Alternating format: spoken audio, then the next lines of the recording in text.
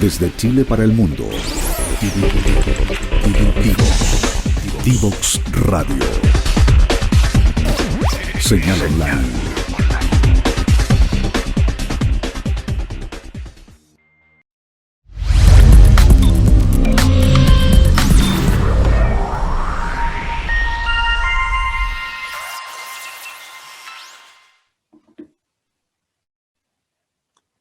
Bienvenidos de vuelta, ya estamos en un nuevo capítulo de Exploradores de Futuros, esta vez con Alejandro Repetto desde Argentina. Bienvenido, Alejandro. Hola, ¿qué tal, Bárbara? Muchas gracias por la invitación. Hola a todos. Un gusto tenerte aquí con nosotros. Para partir te comparto una pregunta que le hacemos a todos los invitados, muy simple o complejo, dependiendo cómo nos quieras contar, es ¿qué es para ti el futuro? ¿Qué es para ti este concepto? El futuro para mí es oportunidad. Es la oportunidad de construir algo, la oportunidad de cambiar, es la oportunidad de transformarnos y es eso, es una oportunidad. Es un papel en blanco que tenemos que escribir. Definitivamente no hay, eso es algo que trabajamos mucho, el futuro no existe. Entonces, nadie lo puede predecir y creo que vamos a charlar de eso durante esta charla, pero justamente desde ese punto de vista es la oportunidad de crear. Buenísimo, ahí me gusta, el futuro no existe. ¿Y cómo llegaste a esta disciplina, Alejandro? Ahí cuando te presentábamos, como vienes ingeniero en informática, como distintas cosas relacionadas con tecnología, como ¿qué te hizo llegar a esta disciplina? Sí, siempre me relacioné con la tecnología, pero también con el impacto de la tecnología. Me gusta mucho, no sé, me dedico, bueno, con uno de mis sombreros hago robots, para darte una idea, y hago, no sé, vehículos autónomos y cosas por el estilo, pero me parece que si uno no entiende dónde va a vivir esa innovación o esa creación tecnológica que está haciendo, cuál es el entorno donde se va a desarrollar, es muy difícil que eso tenga impacto. Entonces, siempre me motivó bastante la tecnología, pero también el impacto de la tecnología, y por ese lado, si querés más académicamente, cuando estudié en Italia, yo también estudié en la Alta Escuela Politécnica, que hablaba de esto, ya hablaba de la gestión de la innovación por el año 2006, 2007, que era como bastante innovador hablar de innovación en esa época. Y después también yo tengo una formación bastante cercana al ejército, estudié en la Facultad de Ingeniería del Ejército y trabajo en el Ejército Argentino. Soy civil, pero siempre en los ejércitos, es donde nació la disciplina de estudio de futuros, ¿no? De todo lo que es foresight o diseño estratégico. Y por eso siempre tuve los dos sombreros, hasta que fui a Institute for the Future y a Singularity, que trabajan mucho en eso del diseño de futuros. Y bueno, siempre estuve trabajando como en las dos partes, en la parte tecnológica de hacer robotitos y en la parte más estratégica de para qué estamos haciendo robotitos. Mira qué interesante ese punto, como el impacto de la tecnología, como qué puede suceder en muchas veces si es que no vislumbramos eso, como qué realidades vamos creando con la tecnología que va apareciendo.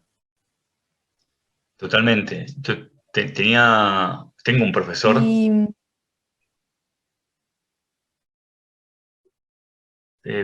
perdón, se entrecortó un poco.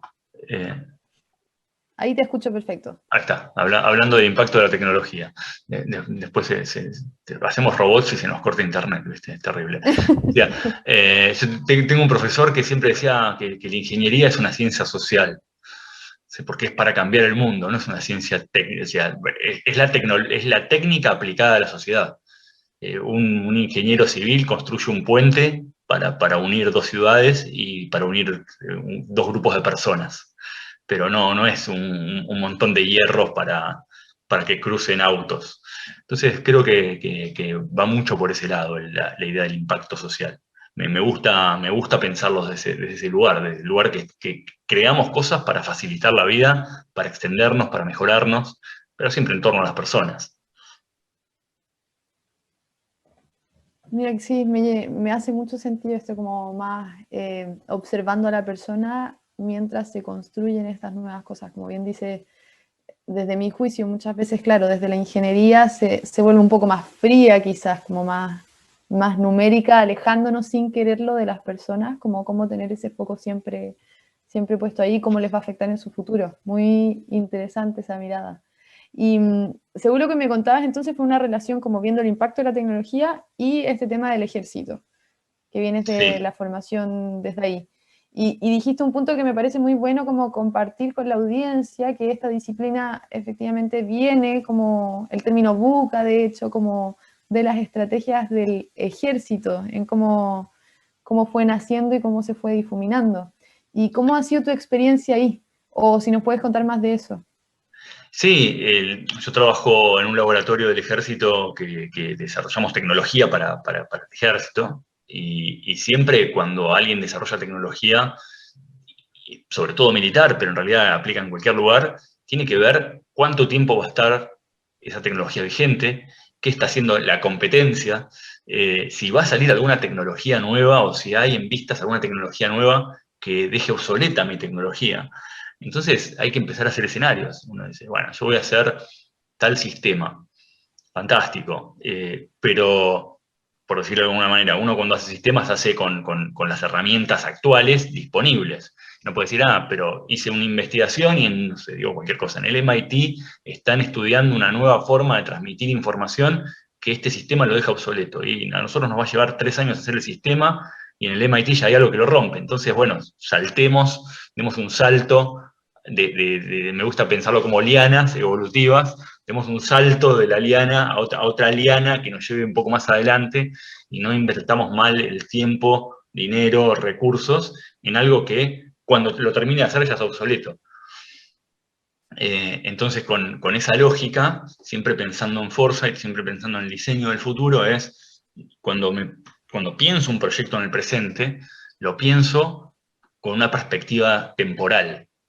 Es, ¿qué va a pasar? ¿Cómo va a vivir ese proyecto? ¿Cuándo voy a tener los deliveries de ese proyecto? Pero también, ¿qué va a pasar en el mundo con eso? Si el mundo, si tengo algún indicio que el mundo va a cambiar, bueno, empiezo a analizar cómo ese cambio en el mundo, que pueden ser cambios chicos, no estoy hablando de ahora típico coronavirus, no saquemos la pandemia del medio, esto existe mucho antes de la pandemia y va a existir mucho después de la pandemia, pero si tengo alguna idea que el mundo está tomando alguna dirección social, tecnológica, política, económica, bueno, pensarlo con esa perspectiva. Nosotros siempre trabajamos mucho, por ejemplo, cuando tuve la oportunidad de estar en el proyecto, cuando hicimos hicimos un par de autos autónomos acá en Buenos Aires, en el año 2015. Y uno de los sensores claves del auto es un LIDAR, no importa qué es un radar láser, que es carísimo. En su momento lo pagamos como $8.500 o algo por el estilo, cada unidad de ese sensor. Y decís, bueno, entonces, si el radar ese sale $8.500, los autos autónomos jamás van a suceder, porque es una pieza muy cara para ponerle a un equipo. Pero eso porque lo estás pensando con el presupuesto de hoy y no estás viendo la proyección de la baja del costo de ese equipo en el tiempo. Entonces, yo puedo empezar a prototiparlo hoy y me va a doler porque voy a tener que pagar $8.500 por eso, pero pensando en que cuando esto esté productivo, en 5 años, en 8 años, en 10 años, esa misma pieza va a costar $500. ¿Por qué? Porque ahí están empezando a haber cada vez más fábricas de este tipo de piezas, cada vez hay más competencia, cada vez hay la tecnología asociada más barata, surgen tecnologías paralelas que hacen lo mismo. Entonces, nadie encararía un proyecto de este tipo si una de las piezas va a salir $8.500 cuando salga a producción. ¿Sí? Ahora, si lo pensás con una perspectiva temporal de lo que está pasando, no sé, en las fábricas de China, lo que está haciendo Nvidia en California, lo que está, las innovaciones que está sacando el MIT al respecto, en lo que está sucediendo inclusive en otros países, que ya hay gente investigando de cómo hacer este dispositivo. No sé, yo conozco laboratorios en Brasil, en Argentina, que están haciendo estos dispositivos muy baratos.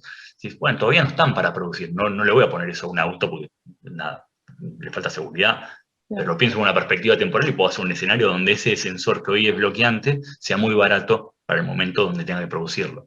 Y eso es parte de la perspectiva temporal de un proyecto, ¿no? Mm, Hoy me llama mucho la atención y me iban surgiendo como recuerdos, como claro, lo difícil que quizás se nos hace muchas veces como esta mirada exponencial, un poco lo que tú decías, claro, quizás hoy día cuesta $8.000, pero anda a saber tú en 10 años cómo las tecnologías se van democratizando, por así decirlo, y ahí está bueno, que seguro lo conoce ahí un autor, Tony Seba, a propósito de autos autónomos.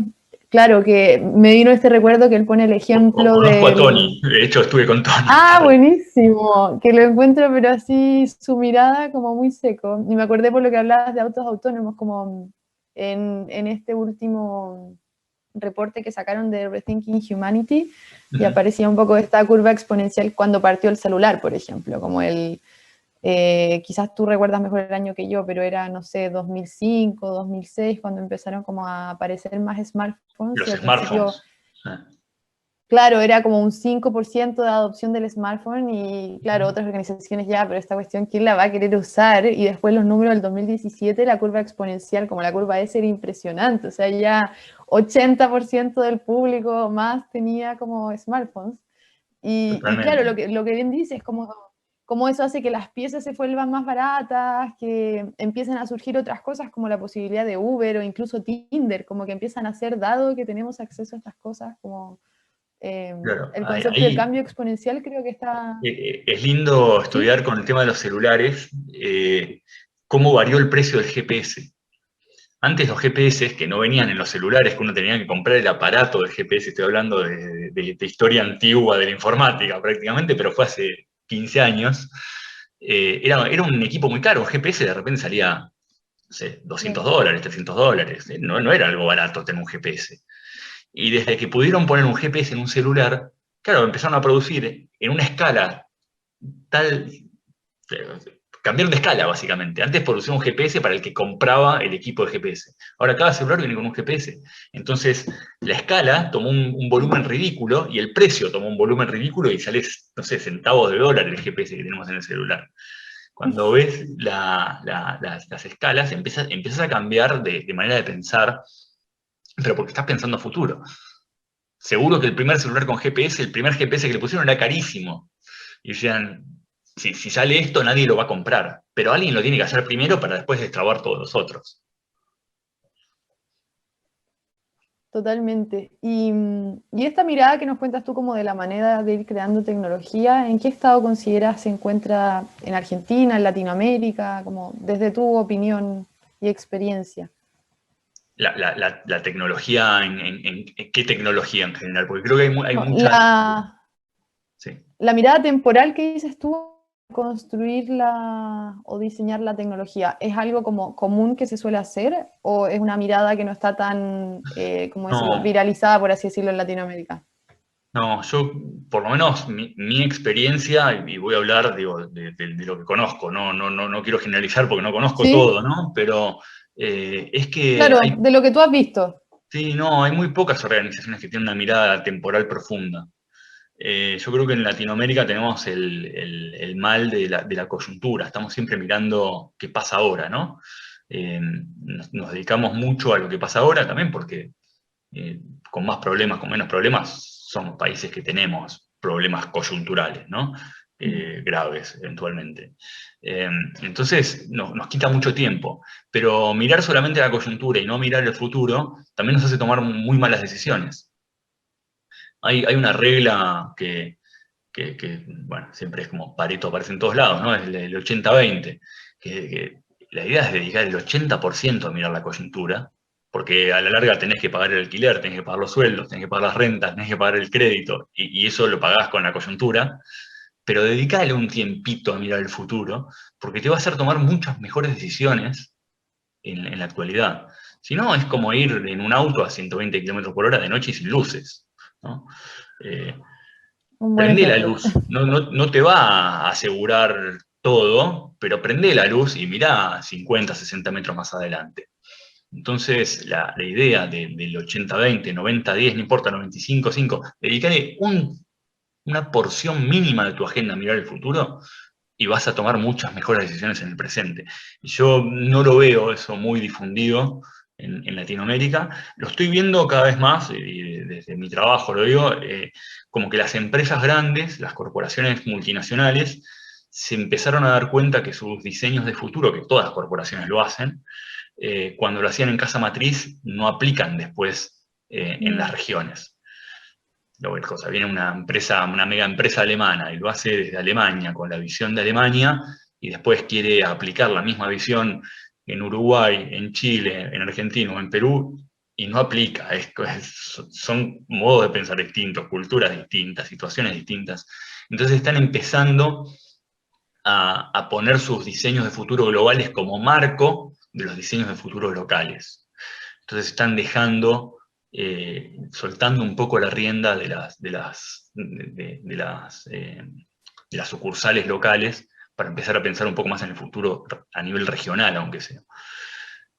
Ahora cuando vamos a una pequeña o mediana empresa latinoamericana, creo que no conoce la palabra futuro. Está viendo cómo paga el sueldo o viendo cómo hace su negocio sin que lo molesten. Muy buen punto ahí la distinción que haces, como lo que me ha tocado ver. Nomás comparto esa mirada de, claro, como la falta un poco de esta mirada local de futuro en relación a las multinacionales. Incluso en gestión de comunidades, como hay muchas situaciones en las que organizaciones acá tienen un problema con la comunidad y la solución viene, como bien dices, de Alemania o de otro país que, claro, no conoce la idiosincrasia, la cultura, cómo funciona. Es como difícil tomar una decisión así y proyectarla desde una cultura totalmente diferente, como puede ser la alemana. Y claro, lo segundo que mencionas en relación a cómo que igual es un desafío, cómo las medianas empresas o las que no son tan grandes pueden incorporar esta mirada de futuro cuando para ellos tienen la coyuntura muy fuerte. Totalmente, sí, ahí es esa solución de compromiso. Yo creo que cuanto más espalda tienen o cuanto más estables están las empresas, le pueden dedicar un poquito más de tiempo a mirar el futuro y un poquito menos de tiempo a la coyuntura. Pero justamente creo que es lo que falta en general en Latinoamérica, esa estabilidad a largo plazo. Porque inclusive en los momentos estables estamos esperando cuándo viene la próxima crisis. Es como decir, vivimos así. Claro. Más o menos, pero vivimos así. Pero, no sé, siempre mi recomendación cuando hablo con empresarios es eso, aunque sea ponete en tu agenda el viernes de 6 de la tarde a 7 de la tarde, ocupátelo pensando en el futuro y ponelo en tu calendar como esta hora por semana. Voy a leer noticias que me inspiren en cuál va a ser mi próximo paso, que me ayuden a entender para dónde va la tecnología, que me ayuden a entender para dónde va mi industria, o ese tipo de cuestiones. Creo que eso también baja la ansiedad, pensar en el futuro. Porque mientras no pensamos en el futuro, o sea, mientras no tenemos la lógica del futuro presente, es eso, no sabemos qué va a venir. Y no saber qué va a venir y no tener tiempo en pensar qué va a venir nos genera mucha ansiedad, porque nos genera incertidumbre sobre todo. Entonces, cuando nos podemos tomar un ratito para pensar, baja mucho la ansiedad, baja la incertidumbre y nos hace tomar mejores decisiones. Y probablemente dormamos un poco mejor.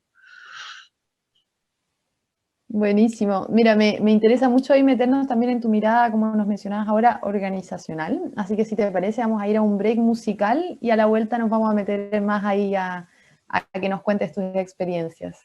Dale, buenísimo. ¿Cuál es el futuro que deseamos? ¿A dónde podemos llegar con el crecimiento de la inteligencia artificial, la influencia de los sistemas B y los crecientes cambios sociales? Reflexiones sobre los futuros posibles y probables. Cada lunes y miércoles a las 11 horas en Exploradores de Futuros. Con Bárbara Ferrer en divoxradio.com.